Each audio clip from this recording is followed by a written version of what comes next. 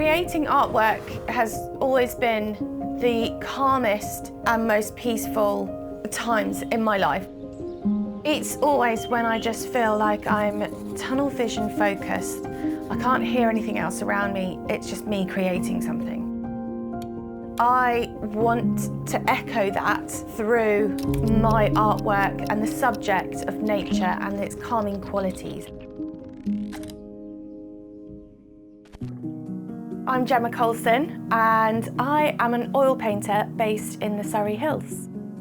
It's quite interesting reflecting on subjects and concepts that I go back to that I remember looking at even in my childhood. Just a fascination with close-up details of a natural object. I remember looking at things and focusing so intensely that they almost turn into something else. Like this abstract movement happens right in front of you. Every single painting, I like to challenge myself. How can this get closer? How can this be even more zoomed in? My happy place is when I'm out walking my dog. Before the rest of the world wakes up, you can just hear the birds and you can just take a moment just to breathe. I always make sure that I have a sketchbook with me because you just don't know if you are going to find the most beautiful composition of stones or rocks or bark. When I look back at either photos or my sketches, I love to create little tiny bits of watercolour that focus on colour and composition of the subject. I am essentially blowing these watercolour swatches up by 100. The linear detail, the scratches that you see in the final piece tend to come from this part of the process. You can't rush oils. Every single layer is a labour of love.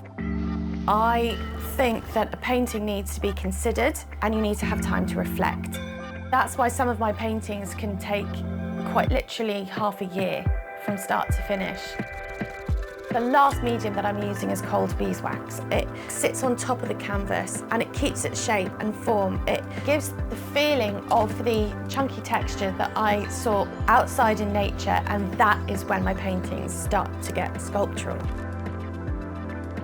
When you do have a final painting that's hung up on the wall, when the sunlight hits it, it casts shadows.